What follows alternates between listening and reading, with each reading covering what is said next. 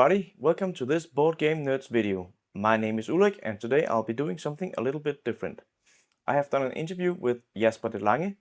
He has designed the board game Bohemians, which will be coming out at Essen Spiel this year, 2025. In the interview we go into the process of designing the game from the very start until its release on Essen. This means that we don't talk very much about how to play the game in the video. And for that reason, I've made a short intro video that I'll put in front of the interview so you have an idea how the game plays. It's by no means a full how to play, but you will get an idea. Furthermore, we also did a full playthrough with me and Jasper, so you can see that. You can find the link down here. But with that said, let's go on to the intro video and then go to the interview, and then I will see you on the other side. Bohemians is a deck builder. It takes 1 to 4 players. Playing time is 45 to 60 minutes. It has moderate complexity and includes simultaneous actions. On your turn, draw 5 cards. Place 4 of them into your day.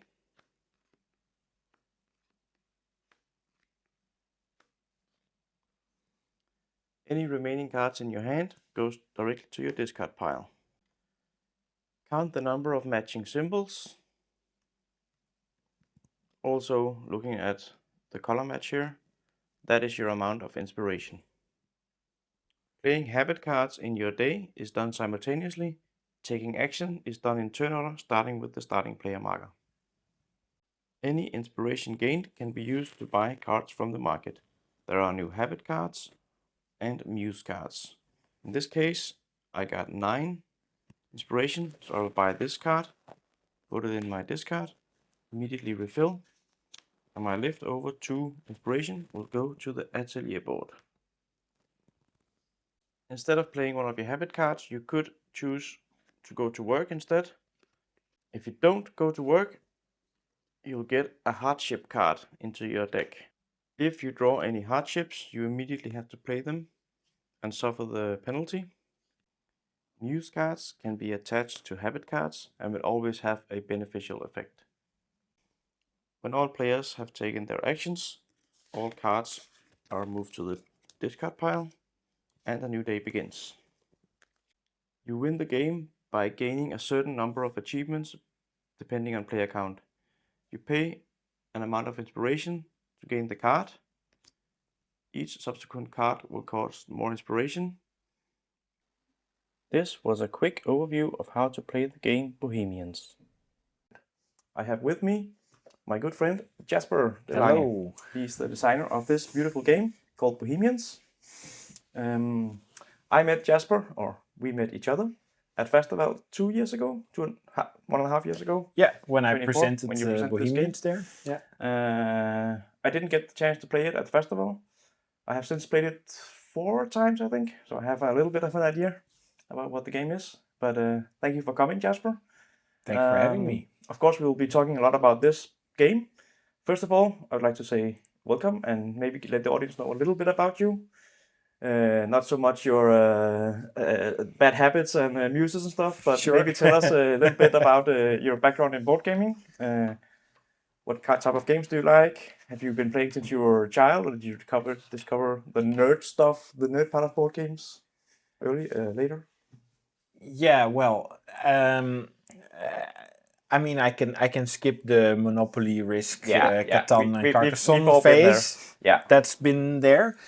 I think for me, a very important moment of really expanding my horizon for board games is just a while before I got to work in one of the most popular board game shops in the Netherlands, Subcultures. Yeah, haven't heard about it, but I'm not from I'm sure some of your Dutch audience might know the shop. Yes, of course. It's just a wonderful place to browse around and find all kinds of stuff. Just being exposed to things will naturally get you interested, right? Yes, and also that has kind of drilled me to, like, working in a shop. You have to play new releases and you have to expand your horizon all the time. Yeah. So just playing all the stuff once or like watching a little video of this and that, and so that has broadened my taste also quite a lot. Yeah, and then after that, as a designer, actually, maybe I'm a little bit more behind on things, but I still. What do you mean? What I mean is that I don't have to play all the new stuff. I still want to. Yeah. But I also want to play a lot of prototypes. Yeah. So and those might or might not get published. Yeah. But I still want to really have a broad taste and know what's out there mechanically, theme-wise. Yeah. You kind of look at games with a different eye when you have like the designer goggles on. I think. Yeah. Even if there's a game you don't particularly like, there can still be something in there. I assume a little knob or a little mechanic. For sure. That's interesting. And especially simple games, I've come to appreciate a lot more throughout the years as a retailer and as a designer. Yeah. I used to really hate something like Bonanza, and I wanted to be. My eyes were on Terra Mystica. Exactly. Ooh, that's the big thing. Yeah. I can appreciate it now. Less is more sometimes. Yeah. In board games.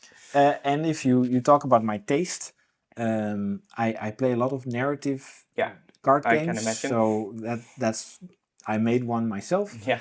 But I also really like the game I played the most is, for example, Inish. It's a very tactical dudes on a map game. Yeah. And I haven't designed anything like that. I'd say. So maybe that is still to come. Yeah. But, cool. That's enough bio. Let's get into the nitty gritty. We have just had a playthrough, me and Jasper, of this game. If you're interested, you can try looking at this link, which will is a link to our playthrough that we just ended. I will not spoil who won and how it went, but it gives us some fresh ideas to talk about. I thought I would give my first impressions of the game, and then you can elaborate and tell me if that meets your goals for the game and stuff. Yeah, and please be honest. Yeah, for sure. First of all, when you see the game on the table, it has it doesn't look like a board game to me. Kind of like the art style is very doesn't look like board game. That was the wrong thing to say, but it's like I haven't seen many games with this type of art. Was what I was trying to say. Yeah, like the pastel colors and like the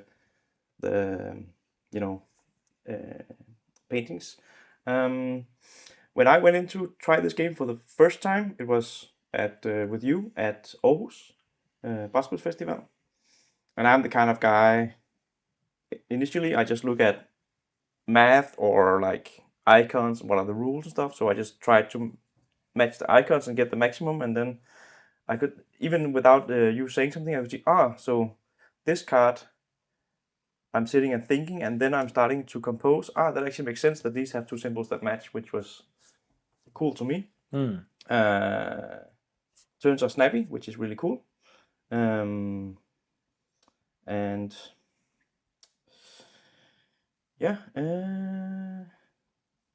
the storytelling was a big part of it, and then that concurrent turns and quick turns made it like really easy to get into. I think those are my initial impressions. Oh, one more thing.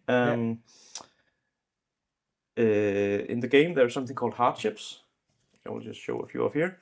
It's like bad stuff in your life. You can have like malnutrition or claustrophobia and blah blah blah. And there are ways to either get or avoid these in the game. And my initial instinct was like, I can't get any of those. I just have to avoid those. But then I saw how it was limiting to me to have to work to not get them. And then once I got a few of them, I was like, okay, they're bad, but they're not that bad. It's not like you can't work around them. And I really found that enjoying that sometimes we were just lucky that, this bad habit doesn't actually have an effect on me. And sometimes you could work around it. And I found that a nice sort of exploration into the game. Yeah, for sure. In terms of deck building, you need to be selective. Which ones can I manage this actually with my deck style? Can it? This incentivizes me to buy a couple more of those cards. Yeah, exactly. And then it fits together. Yeah. which serves my goal as a designer of you being like, I have a drinking habit now. Well, let's just go to the cafe a little bit more often and then it'll be fine. And then I get some inspiration from the cafe to think about art in a different way. I don't know. So in a way, it really helps the emergent storytelling as well as the deck building. Yes. Yeah. Yes. Yeah. So you just said that you can draft cards to deal with your drinking habit, and that has to do with the categories of the cards, like the colors and the icons. Yeah. So I don't know exactly where to to start. where to dive in, but the basic cards, these are called habit cards, and they give you points if you match icons on them. Now, very often, a couple of turns in the game, when I show the game to people, people ask, why are there different icons? Because they all give the same thing. They give inspiration. Yeah. So you basically you play out 4 cards, and that is basically what you're doing in your day, right? We should have started with that. Yeah. So like in this day, Jasper would do... I practice a new technique as a sculptor, then I find focus, then I sculpt without stopping when I've really zoned in, and then I write in my journal, which is a very productive day because it gives me, well, I didn't count, but quite some points of inspiration. So each turn you would draw 5 cards and then choose 4 to play, which then makes up your day, right? Yeah. And so to dive into how the icons and stuff work, these types of cards come in a couple of different suits, and they all represent different categories of things that a bohemian life, in my imagination, could look like. So the orange cards are usually like companionship in the cafe, discussing art with your other artists, friends. The green cards are like focusing on perfecting your technique in your own art. The blue cards here have to do with kind of being more free-spirited and adventurous and going out into the world. And the pink cards, they represent romance and intimacy, going on romantic escapades here. Yes. And those things flow together into a different kind of lifestyle depending on how you choose to build your deck. Yes. Different hardships or different muses will somehow link into that by making you prefer certain icons over others, making certain icons avoid hardships, or be counting as more, or that sort of thing. Muses is like your inspiration, right? This is like a dancer that inspires you to do something, and you can play those under here, and then down here. Maybe she will boost whatever this card does, and that might have a thematic tie-in to whatever that is, right? And some of them... I mean, we're not doing a full playthrough, we're just talking about mechanics, but just to explain a little bit. Just to, if you want to have a full overview of the game, I think there's another video for that. Some users will limit what they can be used with. So Alex here only wants to party, so he wants to actually be in the cafe and discuss stuff with orange cards.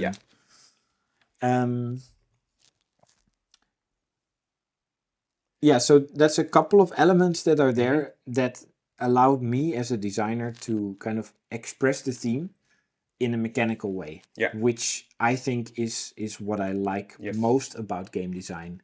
It's to link those elements that you as a gamer want to play around with, and to make an emergent narrative come out of the game. So you don't have to do the storytelling. So it's not like a rule you open and say, read entry 24, oh, you went to the bar and you had some drinks and you met some friends. That's not a narrative game experience, right? Exactly.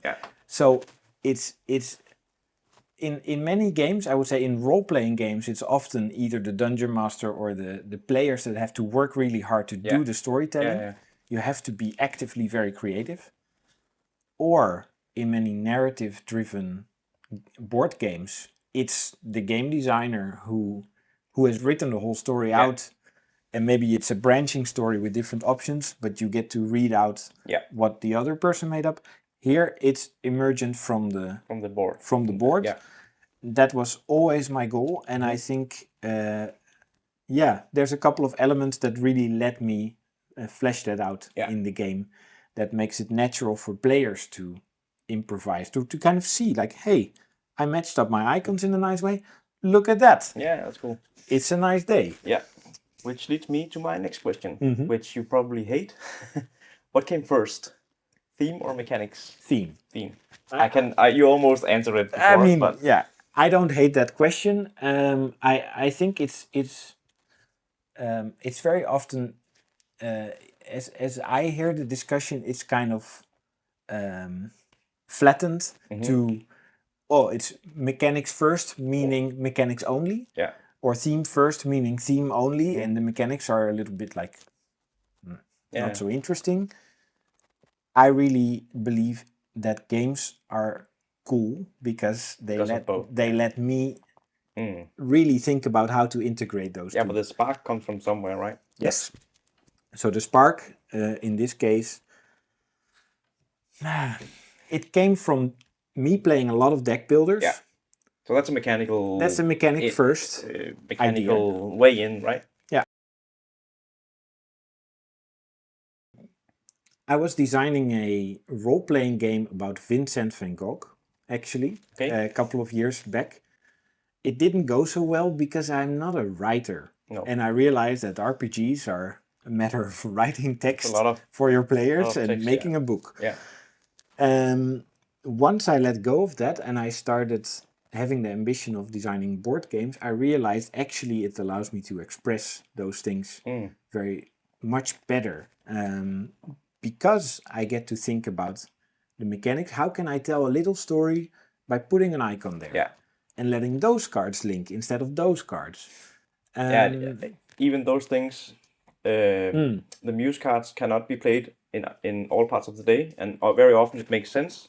Like in our playthrough, I had a card called the Moon, and you can only play that at evening or night. Yeah. Which makes sense, right? And your bottle of absinthe you can only enjoy during the day. Yeah, I'm not allowed to drink absinthe in the morning. Also makes sense. Yeah. So, that's... Yeah. If you look for it, there's cute little stories all over the place, and I really like that. Yes. So after we got this spark, like I said, we met at festival, which was like the premiere of the game. That was like where it met the audience for real for the first time. I assume you tested this before, of course, but and then I would like to hear a little bit about the story of what did it feel like to design this for festival, and there was also like a application process there, and then to go there, and now you're getting it published at Essen with Portal Games. And how is that different towards festival release and an Essen release? I imagine there's a lot more going on with graphic design and publishers and everything. Yeah.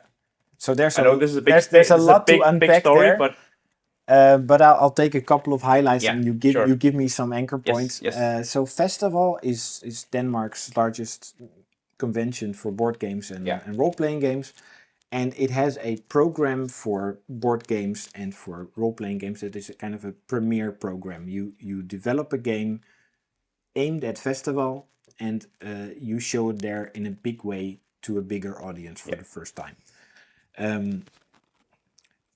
The purpose of Festival, and I'm participating again next year, so I just got the lesson back on my screen, like, yes, okay. The purpose of Festival is to have a cool program where the games are fun to play. It's not about testing a prototype, although very often those games I would consider to be prototypes. But the point is to already have a fun experience ready. Which means I think that Festival, the stage at which it forces you to have a game in or a prototype in is a good stage for kind of being pitch ready. Yeah. It's actually a game. It's not fun. Just it's an idea. Approved by an audience. Yeah. Like it's actually a game. It's nice. It has lots of stuff going on. So Festival really helped me to push this idea forward.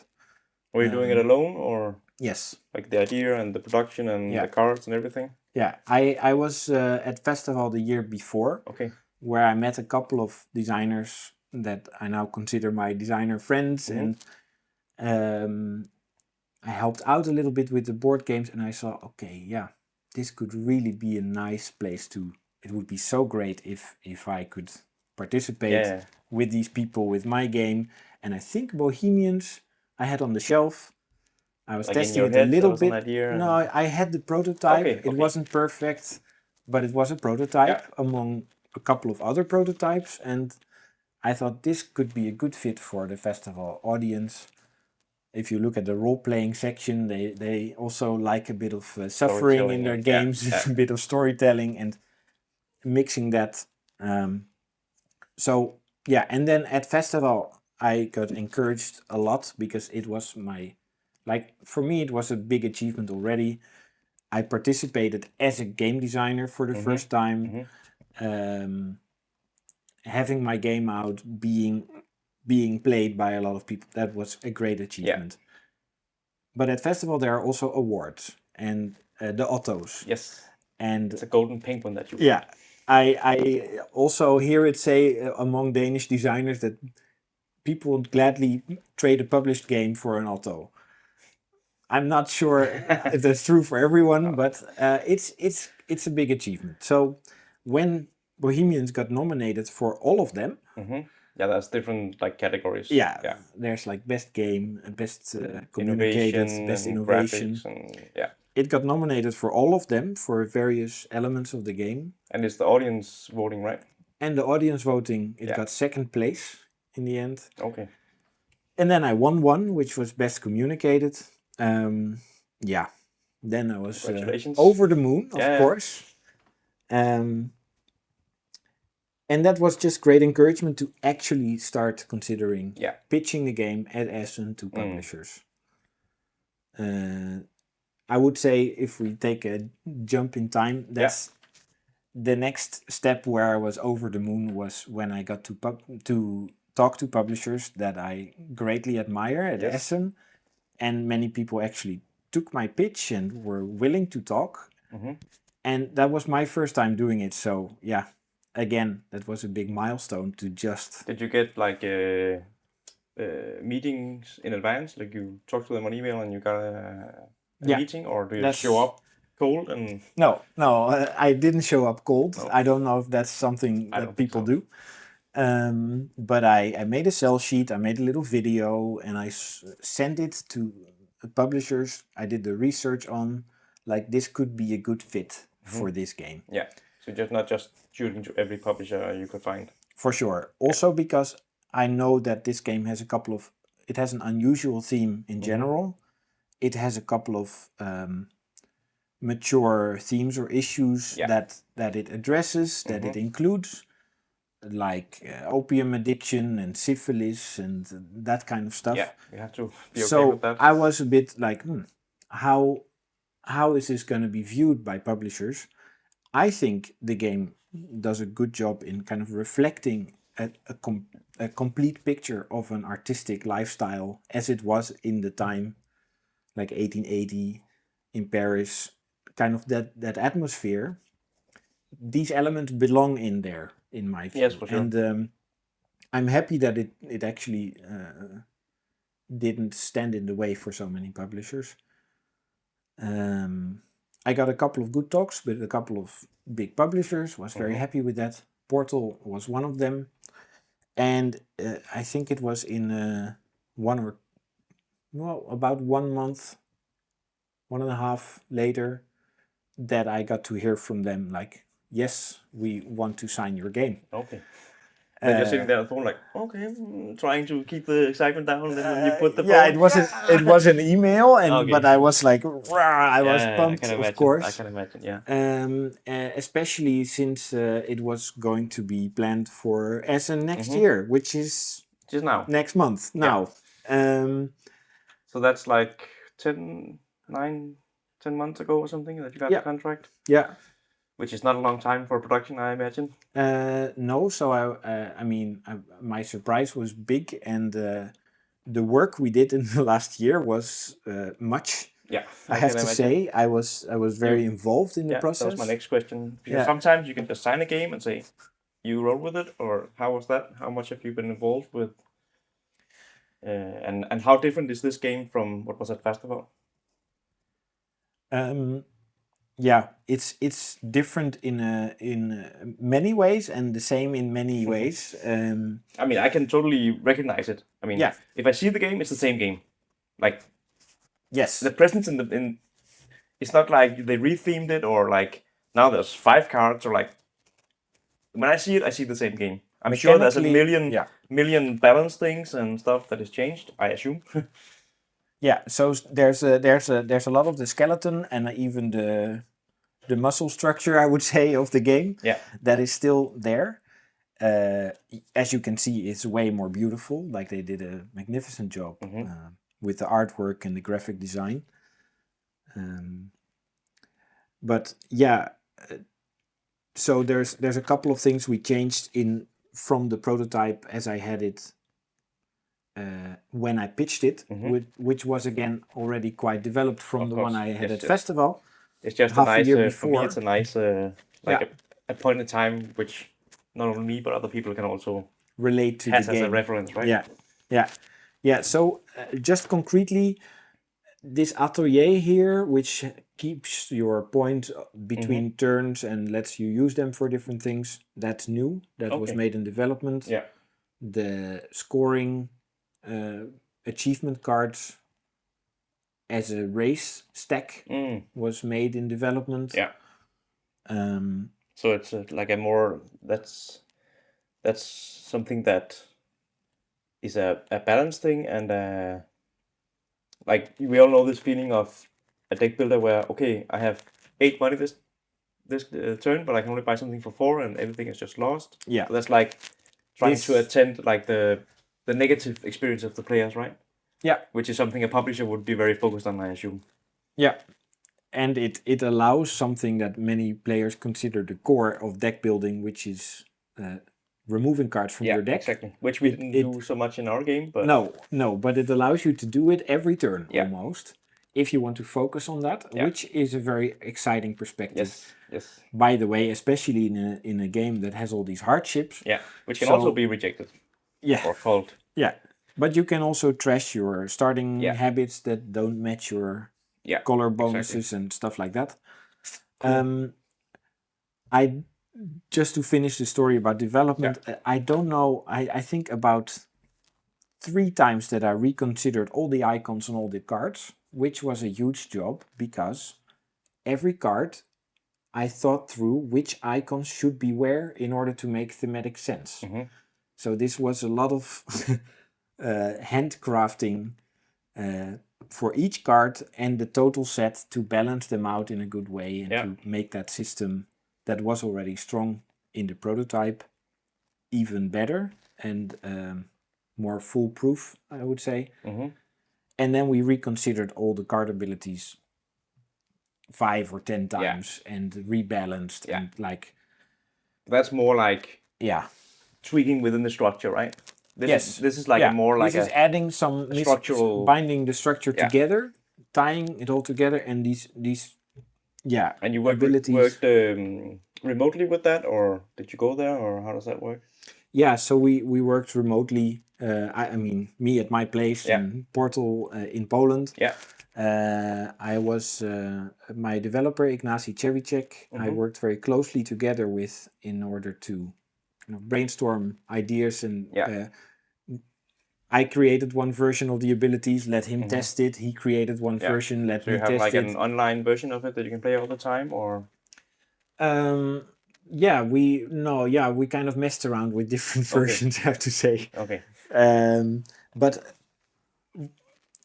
what's nice to emphasize is that I got so involved and I really wanted to be involved. Like I think many first-time designers want to be very involved in their own, like how does their baby get created. Exactly, yes. I also really had a lot of trust in my publisher. So if they would have taken more of it, then I would trust them with that. Yeah. But there's a lot of kind of hidden knowledge that a designer has after years of iteration with a game about which icon should go where and why certain suits belong together and stuff like this. That is really nice if you get a chance, like over a longer time. There's a lot of issues that you cannot just put on paper and it's like, this is the whole story behind everything here. So working closely in collaboration was super cool. I learned a lot. Yeah. Sounds good.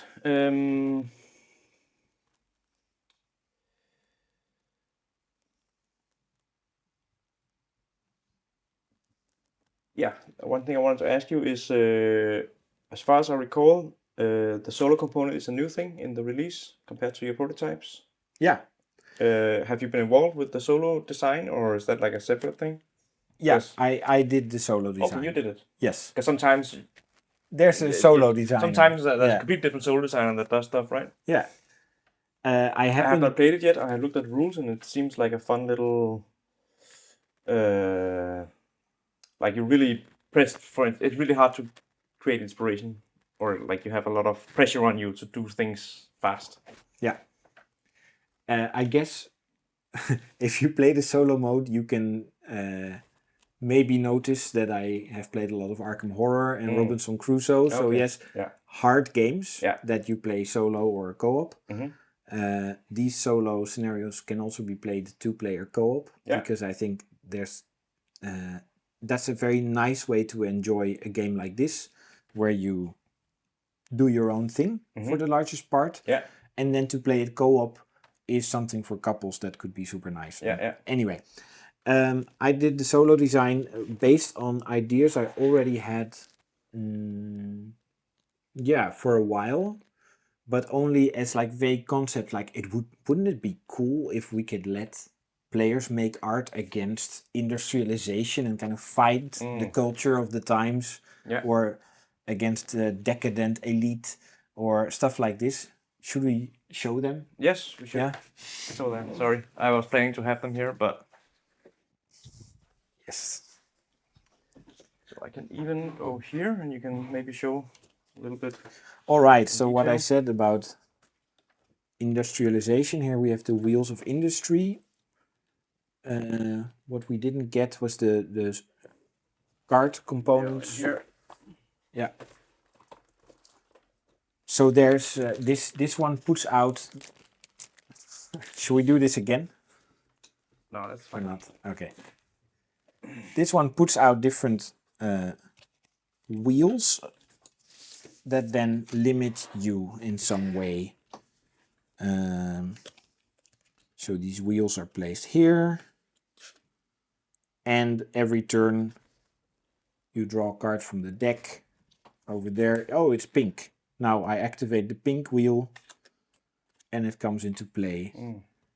And it does something nasty, which means that the muses are starting to compete with each other. And then you have to spend some inspiration to deactivate that. So the wheels are slowly deploying themselves and you are fighting with your art. So you have to spend all of your inspiration to deal with this instead of actually doing art. Exactly, and they will also kind of crush you if you just let them.